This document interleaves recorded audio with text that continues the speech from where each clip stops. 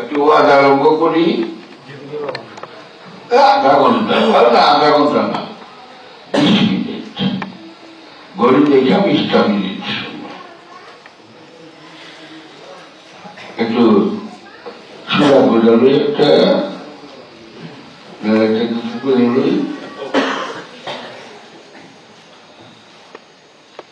আউযু বিল্লাহি মিনাশ শাইতানির রাজিম। বিসমিল্লাহির রহমানির রহিম। সাব্বিহু লিল্লাহি মা ফিস সামাওয়াতি ওয়া মা ফিল আরদি ওয়াল মালিকুল কুদ্দুসুল আযীজুল হাকীম।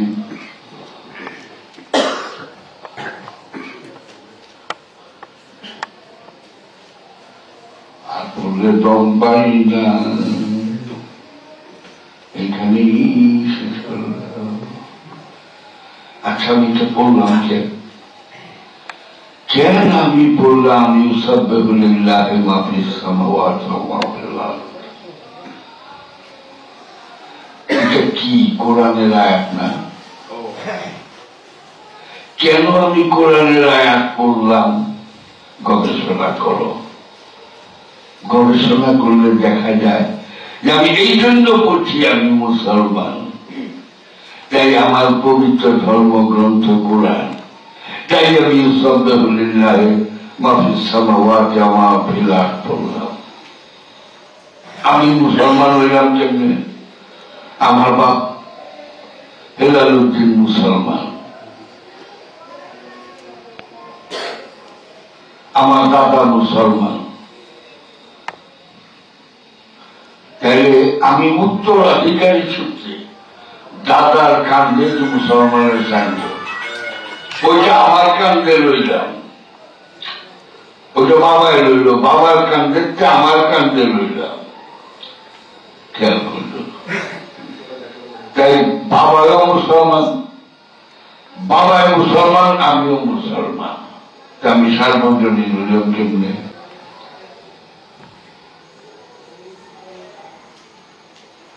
আমি কোরআন পড়লাম, আমি তো এটা বললাম না বেদ তো বললাম না। কেন বললাম না? আমি হিন্দু না। হিন্দু হইতাম কেমনি? আমার বাবার নাম যদি হরিমোহন হইত, আমার দাদার নাম যদি জগামোহন হইত, আমার নাম হইত রামমোহন। খুব মন দিয়ে খেয়াল করি, তাহলে আমি এখন হিন্দু না। আমার দাদা জগামোহন হইলে আমার বাবার নাম হরিমোহন, তাই হইতো আমার নাম রামমোহন। তাইলে আমি কিতাবে পড়তাম। আমার বাবা যদি বুদ্ধ হইতো, তাহলে আমিও বুদ্ধ, তাহলে আমি ত্রিপটক পড়তাম, ত্রিপটক পড়তাম। নাহলে ধর্মপাক পড়তাম, নাহলে জাতক পড়তাম। আচ্ছা, আমি যদি গুরু নানকের ধর্মে জন্মাইতাম, পৃথিবীতে সবচেয়ে বেশি ধর্ম পালন করে গুরু নানকের অনুসারীরা, 6 কোটি। ভারতের প্রধানমন্ত্রী ডবল ডক্টরের মাথায় অহনো চিকের পাখিটা ফালায় নাই, সাংঘাতিক ধর্ম পালন করে ওরা। তাইলে ওরা কি করে সকাল 6:30 থেকে 7টা ঋষি অমৃতা শোনায়, শিখ ধর্ম মন দিয়ে শুনি, অপূর্ব। কি ওদের ধর্মগ্রন্থের নাম কি? গ্রন্থ সাহেব। ঋষি অমৃতা বলতেছে, ऐसा ही इल्म-ए-दार, ऐसा ही गंभीर चिंता मैं पढ़ के ताज्जुब बन गया। मैं जितना ही पढ़ते हैं ताज्जुब हो जाता है। আমার গুরু নানকের গ্রন্থ সাহেব যখন পড়ি, আমি অবাকের পর অবাক হয়ে যাই। কি অপূর্ব, লক্ষ লক্ষ ভক্ততা, কোটি বললে অতৃপ্তি হয় না, আগুনের মতো ইংরেজি কয় ডেসক্রিপশন। হলি গ্রন্থ সাহেব যেন কয় বাপেরা যেন শিখ, দাদাবি শিখ, ঋষি অমৃতাও শিখ, তাই গ্রন্থ সাহেব। আর আমি যেই কইলাম যে আমি একটু তঙ্গ রহস্যের কথা কম, একটু দোয়া করলাম, বললাম কি বললাম,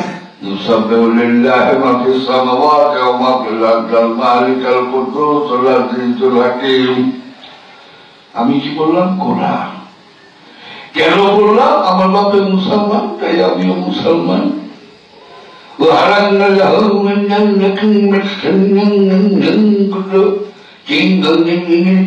করলো আর বাপে হিন্দু, ওইটা হিন্দু।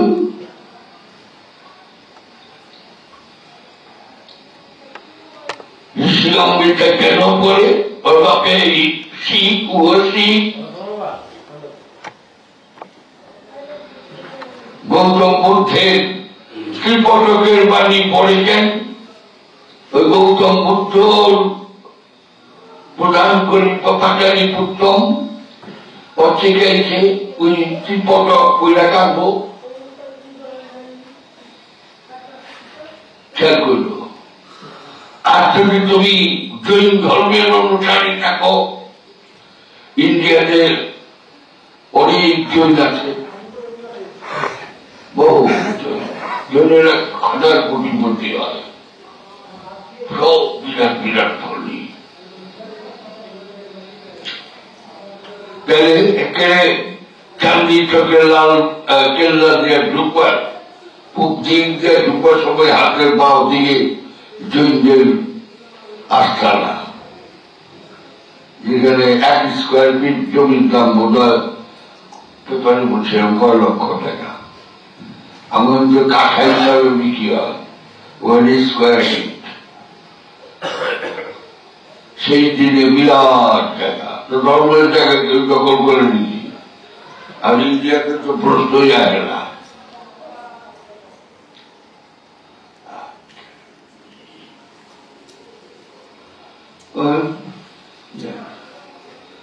আমার ধর্মগ্রন্থ কিছু মায়া করতে গ্রন্থ,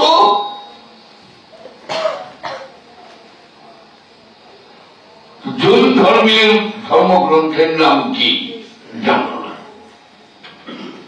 জানো? জানো। মুসলমানের কোরআন, কোরআন হাদিস, সেটা জানো। বুদ্ধ ধর্মে ত্রিপটক, জাতক, ধর্মপাল জানো। হিন্দুর গীতা, বেদ, রামায়ণ, মহাভারত জানো। যেই একটু গুরুর আলোকে গেলাম, গ্রন্থ সাহেব একটু কঠিন লাগলো, জানি শুনছি বোধহয় শুনিলাম। যেই পার্সি ধর্মে যেইরা অবধর্ম গ্রন্থের নাম কি? জেন্দাবেস্তা। এটা জানবো না, কিন্তু প্রাচীনতম ধর্মদের একটা হইল জৈন ধর্ম। ওদের পবিত্র ধর্মগ্রন্থের নাম আমি একবার দেখছিলাম, বিচারের সঙ্গে দণ্ড বিষয় দেখবার গেলাম। ওরা এমন ধর্ম পালন করে, মোল্লা যখন কয় কাঁদতে থাকে, খুব খারাপ লাগে। অবধর্ম পবিত্র ধর্মগ্রন্থের নাম আমরা জানি না। কেন জানি না? ওই দিকে সম্পর্কই নেই।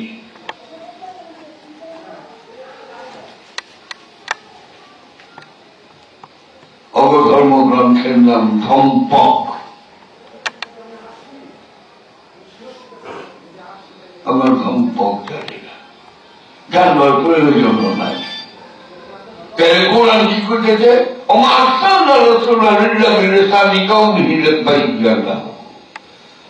এমন কোন জাতি, এমন কোন সম্প্রদায় পৃথিবীতে নাই যাদের কাছে আমি নবী রাসূল না পাঠাইছি। আমার নিদর্শন সমূহ সেই জাতির ভাষায়, সেই কওমের ভাষায় বর্ণনা করে তুলে ধরবার জন্য।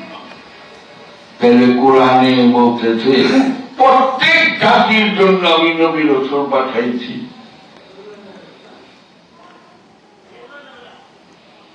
প্রত্যেক নবী রাসূলের জন্য, প্রত্যেক জাতির জন্য। তাহলে আরবের জন্য মুহাম্মদ অখণ্ড ভারতের নবী কই, মিশরের জন্য মুসা অখণ্ড ভারতের নবী কই। তাহলে এই সাম্প্রদায়িকতা করি কেন? কোন নেশা, কোন নিয়েতে মগজ ধোলাই করি? কেন সার্বজনীন হতে পারি না? কেন নোংরামির দেওয়ালের মধ্যে আবদ্ধ থাকি? কেন মনটাকে সার্বজনীন করতে পারি না?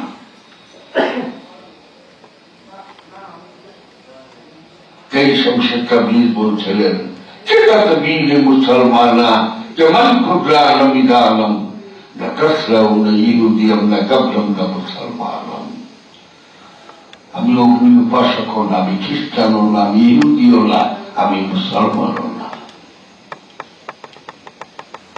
ইকবাল বলছিলেন, ইতিহাস से फेरिस्ता इकबाल की गम्मा जी गुस्सा खाए करता है फित्र की माँ खाकी है मगर इसके अंदाज अफलाकी रूमी है ना शामी है ना काशी ना समरकंद।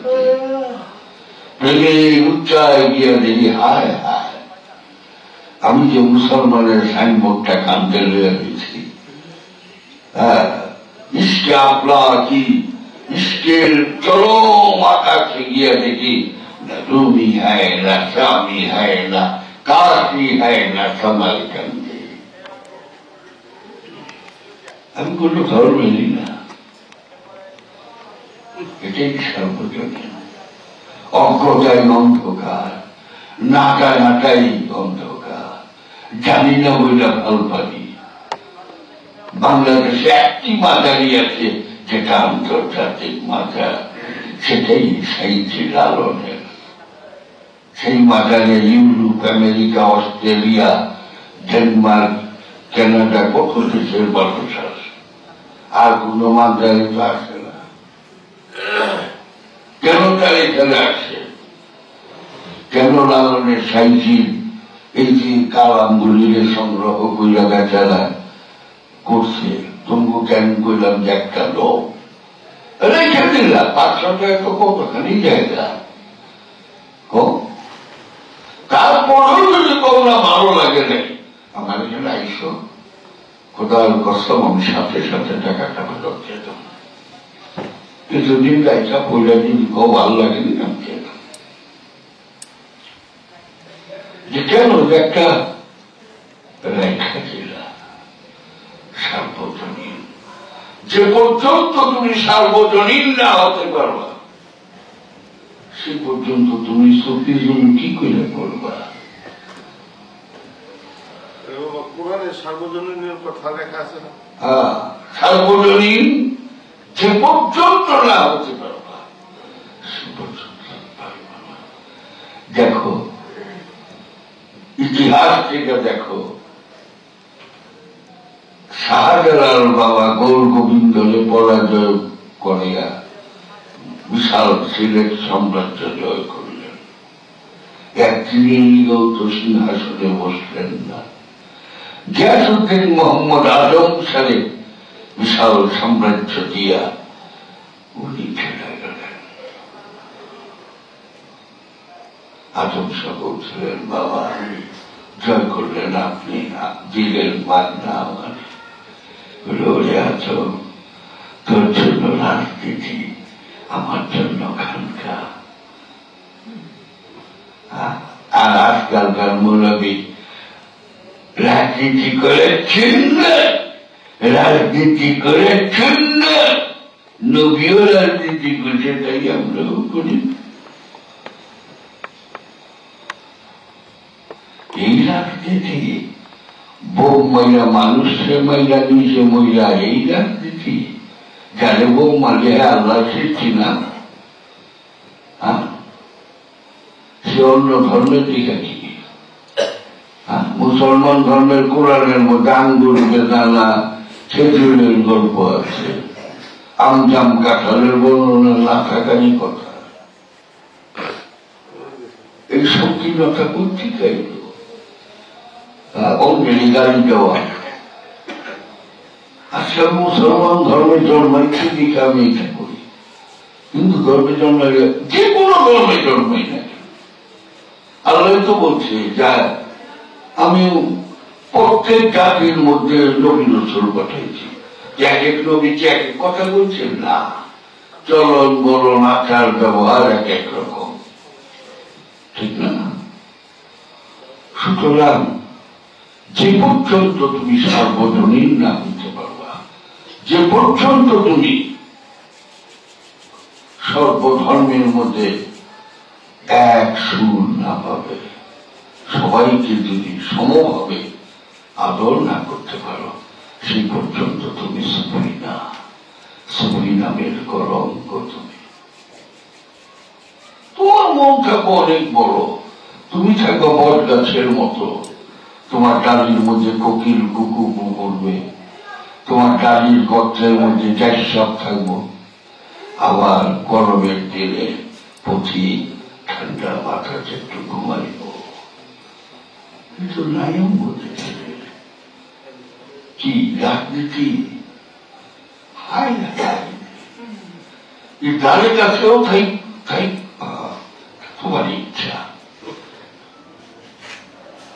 আমি ভোট কেন্দ্র যাই না, আমি না আমার বড় পোলার কেউ না, বেগম সাহেব না, আমিও না পাই না। এবার যে কয় যে রাজনীতির চুমকুটা কয়, কেউ যায় না, ভোট কেন্দ্রই না। কি করবা? যে দলই করো মিথ্যাটারও সত্য করতে হয়, তখন অরাজনীতিও মুখটা হয়ে যায় সত্য মিথ্যার ফ্যাক্টরি। সত্য মিথ্যা দুটার ফ্যাক্টরি হল প্রত্যেকটা রাজনীতির মুখ। যেখানে মিথ্যা বলাই ঠিক না, সেখানে সত্য মিথ্যা সব করতেছে। যদি শিখো, কি শিখবো?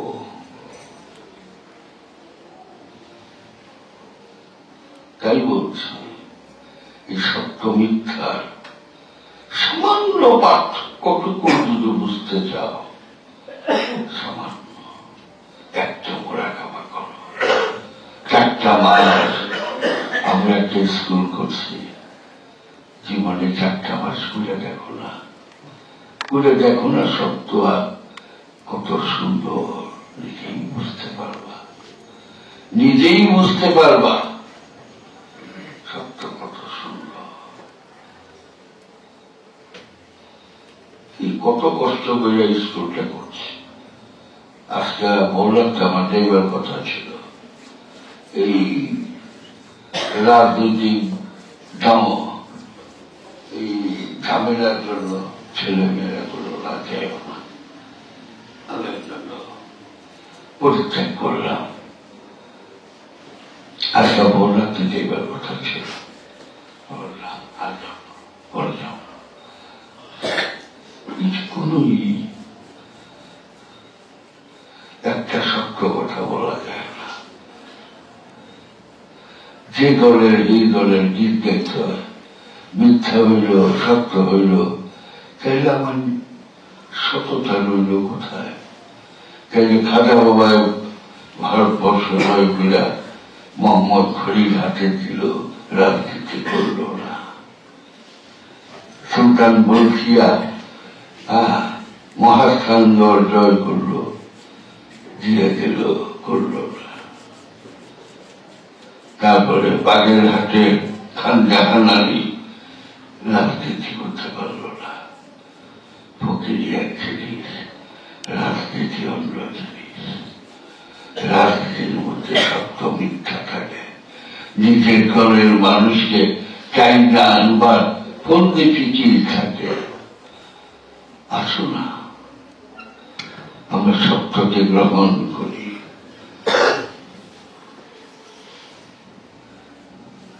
আমি তো একটা দিনও গীতাটারে মন দিয়া পড়লাম না। হিন্দু ধর্মের গ্রন্থটি গীতারে অন্তত আমার তো একটু পড়তাম, চিন্তা করতাম ৫,৫০০ বছর আগের গ্রন্থ। আর তো কোন ধর্ম পড়লাম না, পড়লেও সংকীর্ণ মন নিয়ে পড়লাম। সুতরাং একটু ধ্যান সাধনা করো না। মহানবী কেন ১৫ বছর হেরা গুহায় ধ্যান সাধনা করছিল? ওনার নিজের জন্য তো না, আমাদেরকে শিক্ষা দেবার জন্য। আদম যখন মাটি ও পানিতে ভাসমান, তখনও তো মহানবী নবী ছিলেন। এই রহস্য তোমরা বুঝতে পারে না।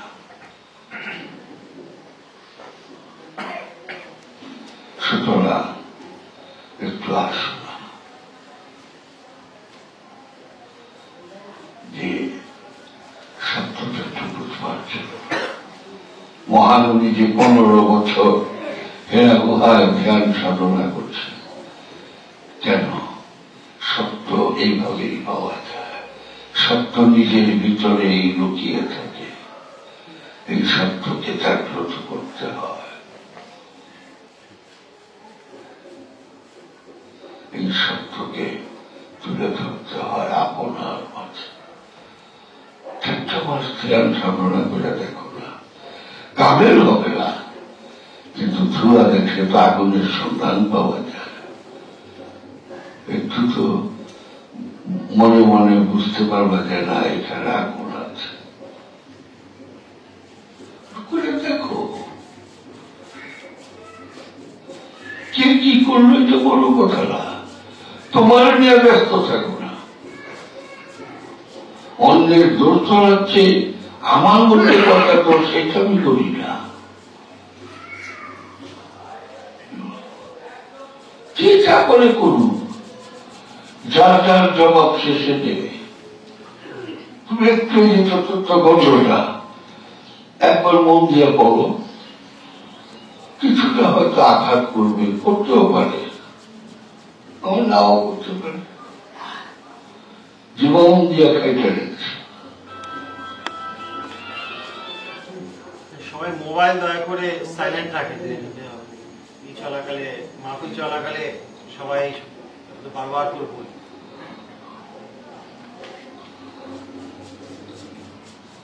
আমি কি করবো? তোমাকে তো ধরে না, ধরে আমাকে ফোনে ধরে, ফোনে কি করবো? আমি একজন বিরাট অন্য ধর্মের জ্ঞানী, তার 14 গোষ্ঠী 2-400 তোমার কিচ্ছু করবো না।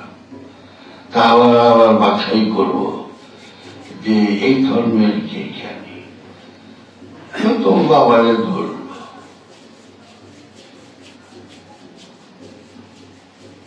একদিন আমি স্মরণে পড়ে গেলাম, হুজুর আমাকে কোন আমরা মূর্তি পূজা করি? আমি বলি না, আমরা যে মূর্তিটা পূজা করি, সেই মূর্তিটার একটা সুরত আছে। মানুষের সুরত নাই, মহাদেব দেব না হোক, মানুষ তো তিনি অসুস্থ, জগন্নাথ মানুষ তো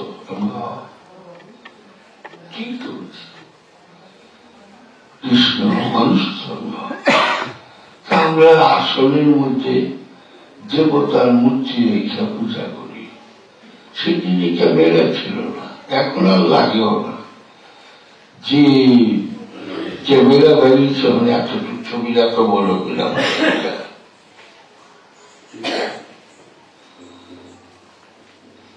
হুজুর খালাকাল্লাহু আদম আলা সূরাতিহি, আদমকে আমার নিজের চেহারায় তৈরি করেছে। সত্য না? হাদিস। খালাকাল্লাহু আদম আলা সূরাতিহি, হাদিস।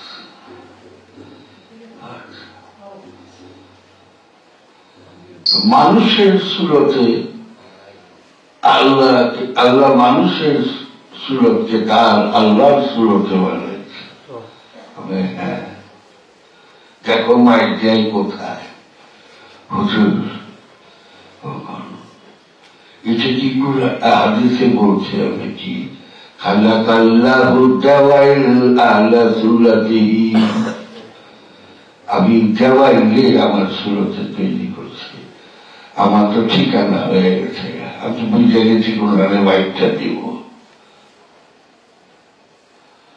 আল্লাহ কি বলছে যে আমি আমার চেহারা দেওয়াইলের সুরতে তৈরি করছি? না, কয় আপনারা দেওয়াইল পূজা করেন কেন? আমরা মানুষের সুরত পূজা করি, আপনারা দেওয়াইল পূজা করেন। আমরা মানুষের সুরতের সামনে ধূপ ধুলা জ্বলায় ভাল পাতে থাকি, 5,500 বছর আগে ভাল পাচ্ছি। আপনারা 2 টাকা কাপড় বিন্দা দেওয়াইল বানায়া খাড়া করায়া লাব্বাইক ইন্নাল হামদা করতে থাকেন, আপনারা তো দেওয়াইল পূজা করেন। আমি যদি কই কখনো দেওয়াইল পূজা করি না, দেওয়াইলের ভিতরে যে আল্লাহ আছে তাহলে ওকে আবার মাই খাবো। অমনি করবো রব্বুল মাশরিক ওয়াল মাগরিব লা ইলাহা ইল্লাহু ফাত্তাখিযু ওয়াহদাহু লা শারীক। কত টাকা দিয়ে আমায় বাবা জানান তো জানি না, আপনি জানি ঠেঙ্গা দেবেন, আপনি কান একটা সাইনবোর্ড আছে। খালাকাল্লাহু আদম আলা সূরাতিহি, আমরা আদমকে আমার সুরতে তৈরি করছি। এটা বলছে খালাকাল্লাহু দাওয়াইল আলা সূরাতিহি। আপনারা তো দাওয়াইতে সেটা দেওয়াইল, সেটা দেওয়াইল খেলা করে, এটা পূজা করতেছেন না। সুরত কই? কত বড় মাইকটা দিল, কত বড় মাইক। মাইকটা তো আমরা লই, তোমার তো বাচ্চা যাও।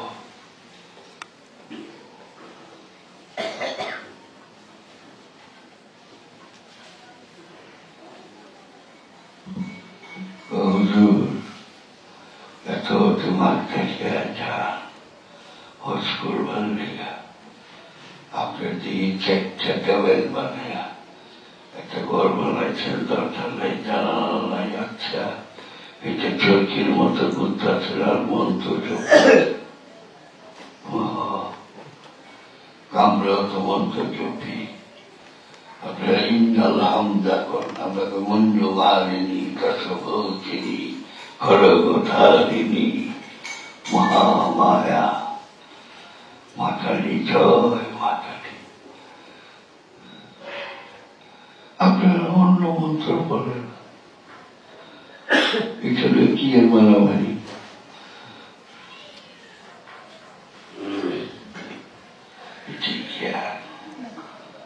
যে ধর্মে জন্মাইছি সেটাই কি সারা জীবন আমি সেটাই বলায় আন্দোলনে গুরু আশা করলাম অন্যের ধর্মগ্রন্থ একটু পড়ব না। যদি তাকে পূজা দেখি গ্রহণ করি চাই না করি, দিয়ে একবার বললে ঠিক না। অন্য ধর্ম তো পড়লামও না, একটু জানলামও না, আমারটাই শ্রেষ্ঠ মনে করলাম। আবার আমি যে মুসলমান, আল্লাহ বাঁচাইছে। আজকে যদি আমি শিয়ার ঘরে জন্মাইতাম, আমার তো বড় ভাগ হলো শিয়া সুন্নি, তাহলে চিনিত, তাহলে কোনদিন আবু বকর ওমর ওসমান আমি সাহাবি করতাম না, বলেও না। উপরে কইতাম, ভেতরে কইতাম না। শিয়ারা মানে না। পৃথিবীতে নোবেল প্রাইজ পাইছে একজন মুসলমান, বিজ্ঞানী, তার নাম হল আব্দুল সালাম। বাংলাদেশ ডিএসসি সম্মান দিয়েছে, পাকিস্তানে একটুকু সম্মান পায় নাই মুসলমান হয়েও, কেননা উনি কাদিয়ানি মুসলমান। উনি কাদিয়ানি ধর্মে জন্মাইছে, এত বড় বিজ্ঞানী, কাদিয়ানি ধর্ম তো থাকতে পারল না। খুব মন দিয়ে খেয়াল করল, আরো বক্সিবাজারে হয়ে গেল যে আমারও গোলাম আহমদ কাদিয়ানির অনুসরণ করা উচিত। ওই ধর্মে জন্মাইছে, এত বড় বিজ্ঞানী, সারা পৃথিবীর ইতিহাসে একজন মাত্র মুসলমান বিজ্ঞানী নোবেল প্রাইজ পেয়েছে, তার নামে আব্দুল সালাম। কিন্তু আমাদের মুসলমানদের 73 ফেরকার এক ফেরকা কাদিয়ানি, সেই কাদিয়ানি ফেরকায় জন্মগ্রহণ করছিলেন। তাহলে জন্মটাই কি তার আজন্ম ভাগ্য? জন্মটাই কি সারা জীবন ওই জন্মের জ্বালা যন্ত্রণা কান্দে লইয়া বহন করতে হবে? জন্মটাই কি আমার ছোট্ট ধর্মের বিষয়গুলোই সর্বশ্রেষ্ঠ? এটাই পরীক্ষা। এটাই, এই জন্যই মহানবী বলছেন, seek knowledge from the cradle to the grave. জ্ঞান অর্জন করো দোলনা থেকে কবর পর্যন্ত। সেই জ্ঞান আমার অর্জন করা উচিত, সেই জ্ঞান অন্তত একটু জানা উচিত। এটি বললাম।